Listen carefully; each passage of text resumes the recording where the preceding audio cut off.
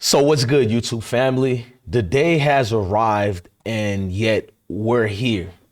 We've seen the Colorado game and I have to be honest about everything. Go ahead and smash that like button and hit that notification bell. I'm your guy, DJ Bless One, the best one. So the game took a steady pace and we weren't expecting a lot of the things that we expect. First of all, before I get started with this breakdown, I would like to thank Georgia Tech University and Colorado football for an exceptional game of football. Ladies and gentlemen, welcome back to football. The football season is here. A lot of twists and turns. I don't know where this is going to go. My emotions was everywhere. I missed a day and a half from covering football and SHEDUER and all that because I did a root canal. Things went left a little bit, but we're back. Let's talk about it. So Colorado football fans, we need to talk about Georgia Tech in the seriousness of this game. Now, Georgia Tech rolled into Boulder as just a 3.5 to 4.5 favorite, and they walked away with a 27-20 win that exposed every weakness that the Coach Prime squad still has. Now, it's not nothing bad. I'm an honest person. I love this Colorado team. They still did better than what I thought for game one versus a top level opponent such as Georgia Tech. See, a lot of teams are facing Division II teams, HBCUs, and we're kind of in a similar situation with Texas and Ohio State, just right there getting a top opponent such as Georgia Tech. If you know football, then you know that Georgia Tech led team was no walking apart, bro. So to all the people who got jokes, this video ain't for you. It's for the real football people who want to hear football talk. So let's talk about what happened to Coach Prime squad. This wasn't just a regular loss. This was a reality check, and tonight we're breaking it all down. See, Haynes King looking like a Heisman candidate was not what we needed, bro. We kind of allowed him to look like a Heisman candidate, if I'm being real. Colorado's missed opportunities, SHEDUER's absence, NIL transfer, drama, and even Coach Prime's sideline bathroom. Yeah, we're covering all of it. The stuff ESPN and the mainstream media won't touch and won't talk about. And your favorite YouTubers will choose not to talk about as well. So let's start the show the right way. I've been broke so many times, I don't know what to believe. Mama say it's my fault, I wear my heart on my sleeve. Niggas bless up on my...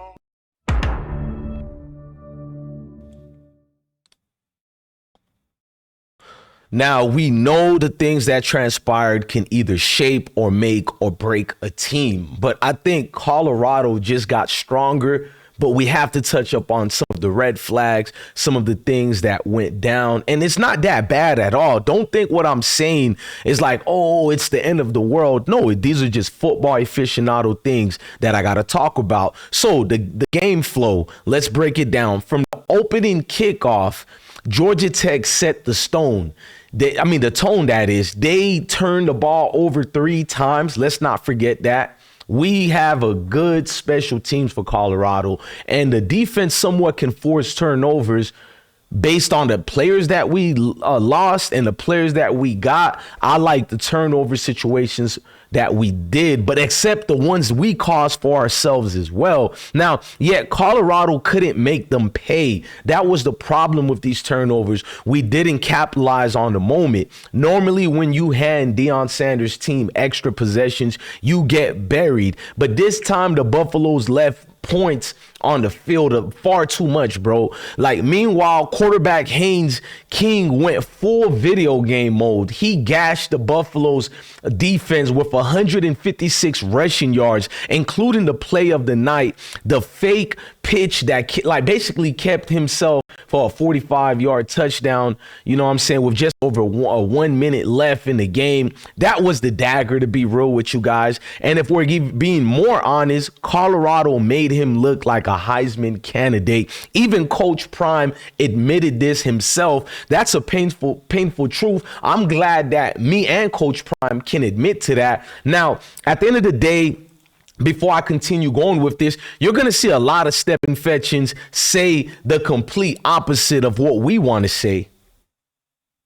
So I just wanted to go towards that because I can see what's going to happen. And I even got a new anthem for the step infections out here. Dumbo if you guys with them don't two know. nigga magpies. Remember them two nigga birds? I seen a whole, them little nigga birds. What was I supposed to think? They were French birds? I seen a whole fly, big eyes. I seen a butterfly. I done seen little nigga birds. I done seen. Dumb. You know what I'm saying? Because I already could predict this. I already know which group of people who are going to hate on us and they're going to exaggerate. But look, my thing is our linebackers have to step up. It looked like the new defensive backs did step up. McKinney, I think he had an interception, if I'm not mistaken. Tremendous pass breakups. McKinney is definitely going to do a great job in that position. He stood out. But our linebackers, man, I don't know if it was assignments, coverage, but a lot was just daggers for us because the miscues cost us, you know, a whole lot, bro. Now let's go with the final drive and the missed chances. Now I want y'all to keep liking the like button because I wrote a lot of things down while watching the game. I didn't want to just blabber like my regular videos do. I wanted to go in depth on this so people can understand. It's crucial when I evaluate these games. Now listen to me, that final drive, man, like, here is where it gets frustrating. If we're being honest, it does get frustrating for the Colorado fans. On the final drive with 2 minutes left, the Buffs didn't use them.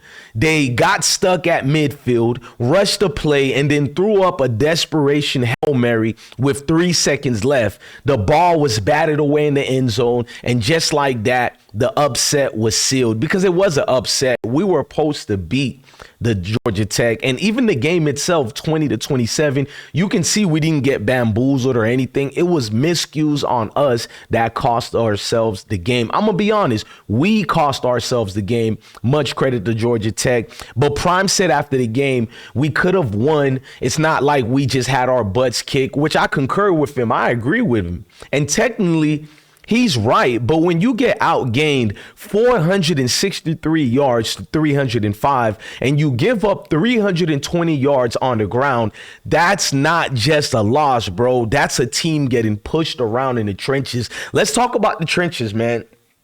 I've been having a headache with this, man. With the trenches, man, we've lost a lot of guys. And even with the loss, I thought we would rebuild. And here's the thing. With the NIL going on in different transfers, it doesn't matter what type of coaching changes you got, which type of Hall of Fame coaches you got. If these guys are not adjusted and acclimated to each other, then you lose. If they don't have a 2 years or more together to build and learn, you lose. If every year you're going to have new guys, then you got to get the best. Because if you get regular guys that you can build up to great guys, it's still going to have a cause and effect on the field during game day, which we got to see on display.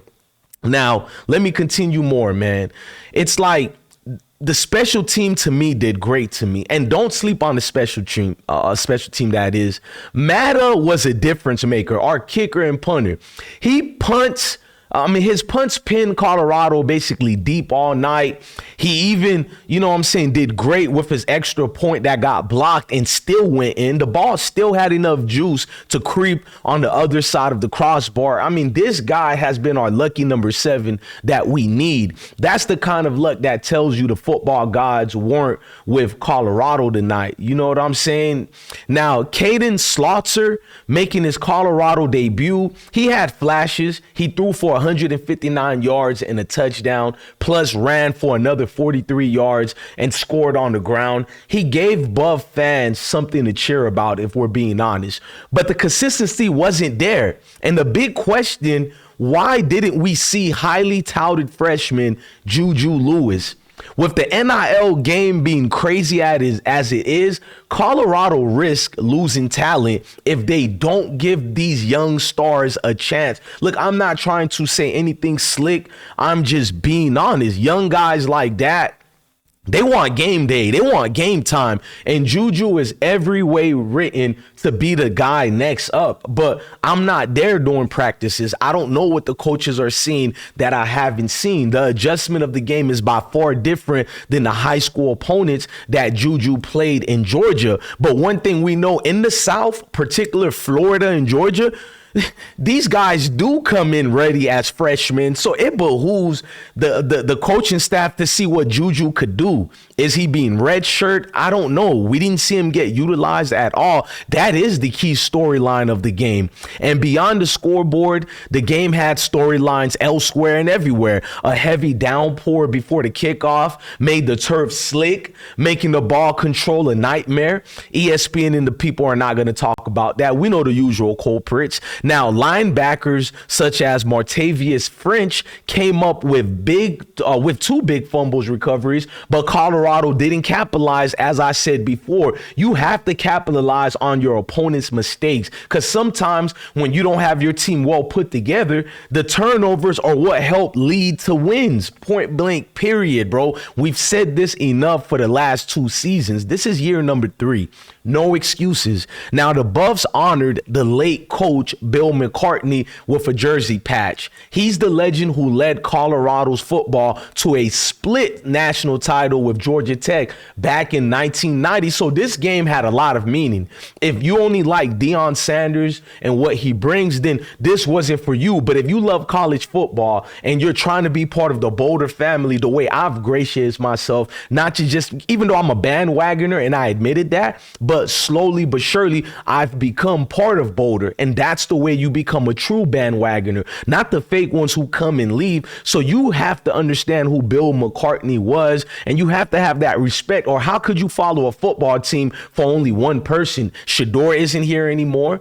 Jimmy Horn Jr. isn't here anymore. Travis isn't here anymore. So you're just not in love with the team anymore. Based on the ratings and the views, the world is watching Colorado football. The haters are watching. The haters aren't even supporting their main teams. And majority of these haters don't even watch college football. But guess what? On their schedule was Coach Prime and Colorado Buffalo. So that gives me something. It gives me motivation. We're the most watched team, regardless if we win or lose. You will be talking about us. You will be watching us, because you said year number 1 we were trash. So you would think they'll stop watching us. They'll stop talking about us. But come and knocking our doors. Here they come. And you cannot beat them, bro. And then it's a lot of step infections for the worst, but we'll play those videos later on that. Now let's move forward with what I got to say. So the other storylines was the sideline bathroom. Coach Prime had his own personal viral moment because of his bladder cancer diagnosis. Colorado set up a portable privacy tent next to the bench. That's real life colliding with football. He found a way to improve and not let his situation hamper and damper his coaching abilities. I want to give credit to the Colorado staff, the program, for understanding their coach. It's like Star Wars. Remember when Luke's father, Anakin, they built him back up, the Sith Lord. Remember, he lost his arms, his legs, he burnt up, but they turned him into Darth Vader. I feel like Coach Prime has been revolutionized, more motivated. What they've been doing with SHEDUER, Shiloh, he turned into Darth Vader right before our eyes, and I loved it. He didn't miss a beat. You know, he didn't skip a beat at all. He didn't miss anything. He's still Coach Prime, if not better, with a better coaching staff. But let's just move forward with it. So the coaching situation deserves the highest respect. Now, the big picture and closing, for the situation was some of my big takeaways. It was Georgia Tech got their first regular season win in the Mountain Time Zone since 1978. I'm petty. I looked up that history on Reddit when I was going back and forth with a couple of the fans, and they said, bro, do you know a record was done? Now, I don't know the significance of that, but if it's a record, it's a record. I don't personally care about that. I care about wins and loss, but I wanted to throw that out there for the elders and the people who are before me. Now, Colorado, on the other hand, is still searching for consistency. They've got Delaware up next, and we should have an easier schedule, for that Delaware game. But after that, the schedule isn't getting easier at all. Coach Prime said it himself. We ain't got time to gel. We got to go right now. Like boom, boom, boom.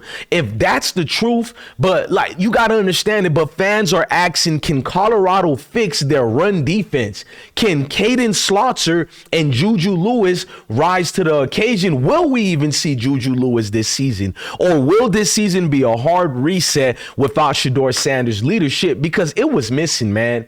And when I tell you guys Shedeur is the leader that they think he's not, he is the leader that everybody knew he was. Forget about the haters. You've seen the vast difference without having Shedeur there. We felt that leadership presence, that cool, calm, collected. No matter what's going on, Shedeur always had that coolness about him. He can gauge the situation. He can look at his guys, galvanize them to a much needed victory. We've seen that plenty. Even the losses we've had, the way we came back in the second half was because of guys like Shedeur. So I got to see a lot, man. And I'm going to let you guys know, man, just drop your thoughts and comments, below right now in the comment sections. Are you still riding with Coach Prime, or are you starting to see cracks in the Colorado hype? Let me know. Smash that like button, hit the subscribe, and turn on the bell so you don't miss the next real breakdown. This is DJ Bless One, and I'll catch you on the next one. Ladies and gentlemen, this is a breathtaking moment that I still see that I'm satisfied with Colorado football. I love what we're doing. I love what we're building. Hey, just let me know, man. Peace.